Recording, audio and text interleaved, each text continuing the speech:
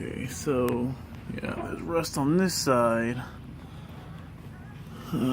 Tires are okay. The hubs are pretty clean, more clean than I thought. I had to change some stickers on it. Got to see the bow tie. Bed's pretty good, decent shape. A little bit of rust. I was going to sand it down and prime it and paint it again.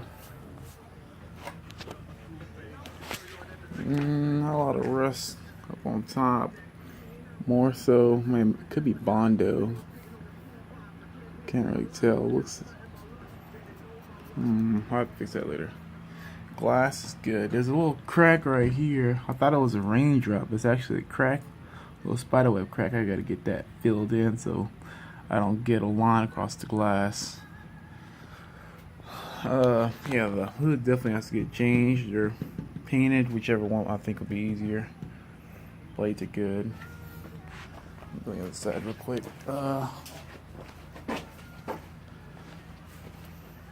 Antenna is gone.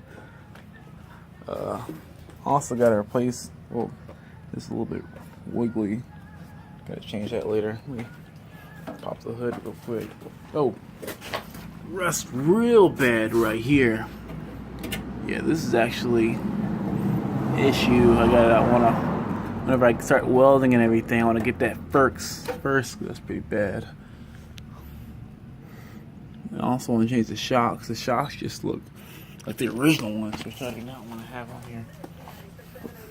And again, on this side of the panel, I have this side already. The guy I bought it from, he has this side. I just never put it on. Crank it up real quick.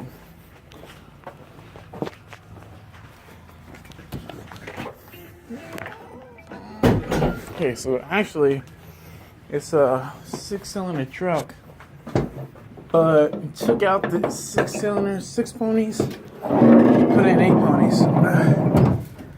Alright, I just got that battery. The other battery had a hole in it where he was drilling it right here, so I put this new battery in it from a mechanic down the road. It's got an MSD ignition in it. Not really sure what that is. I got to do some more research on MSD, see if I need to change that for a different one. Or, I mean, I know it. To my knowledge, it just gives you more of a spark. So I got to do a little bit more research on it. The compressor is missing. Hence these extra hoses. That's if you're wondering what these are for. Yeah, the compressor is missing, so you bypass that. That's really how I talked him down from 2,000 because he wanted $2,000 for it. But I told him I talked him down to 15 because the AC compressor was missing.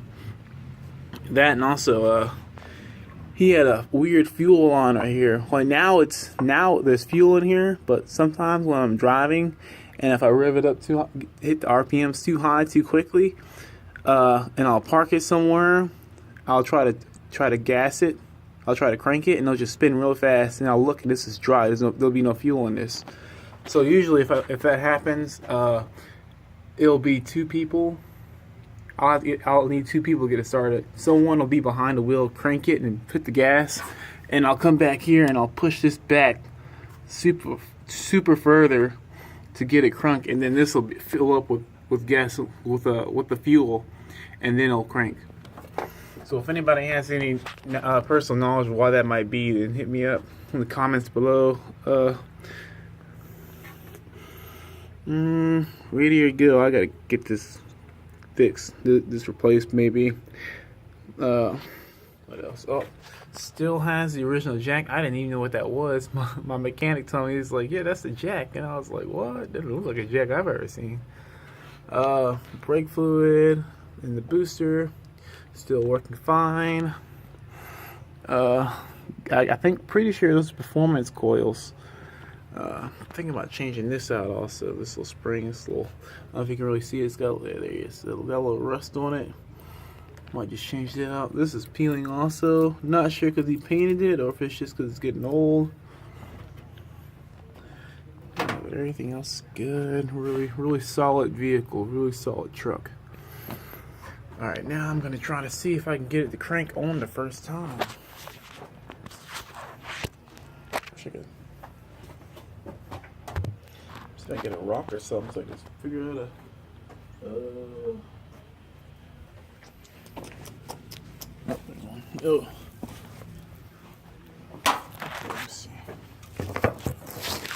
This should work.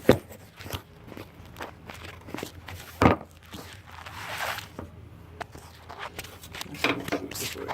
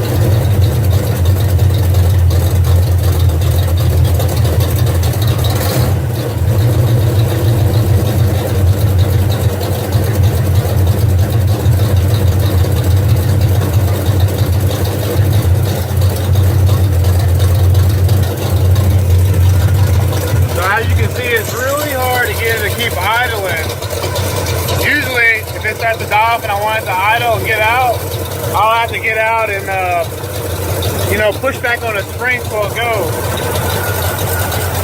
See, the deal is now, sometimes it'll be dry. Not even quite sure why he put this inline filter in. I mean, but yesterday I drove 30 miles in it and 30 miles back, no problem at all. And I was taking like, I was doing 60 miles per hour on the interstate, no problem whatsoever. Good solid truck.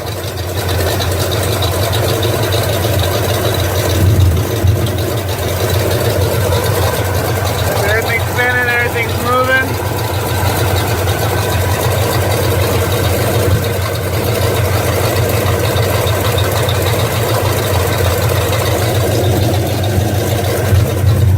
There's also no exhaust on it either.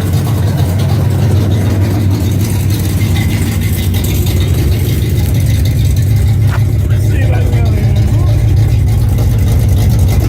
Yeah.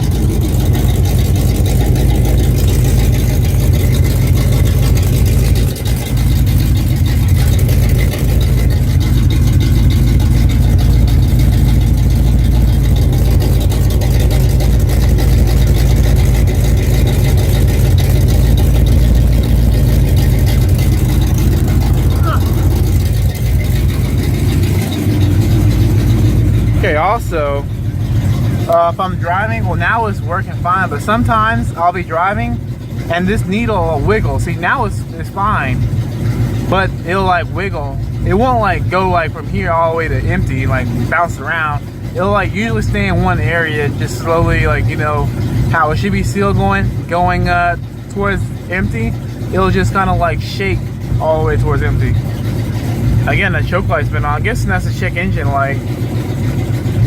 And another thing that I figured out is if it's in park, the reason my parking brakes light on, if it's even while it's in park, if I don't have that e-brake on and I'm on a hill or not on like a level surface, the truck will actually roll backwards.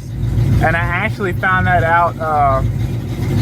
I found that out almost the hard way because I stopped after I gave him the cash when we did the title change. I immediately left and go to the AutoZone to check the battery and stuff, and I put it in park, and there was this nice Chevelle behind me, brand new Chevelle, and I almost went into it. Luckily, I had only one foot outside, so I just kind of stomped the ground real quick and shot back the park brake.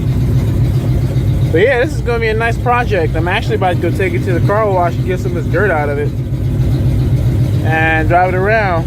I'm day off and I'm a manual and all that, and yep. But overall, it's a decent truck. Top of the headline right there. But yeah, it's gonna be a good project. I'll keep you posted.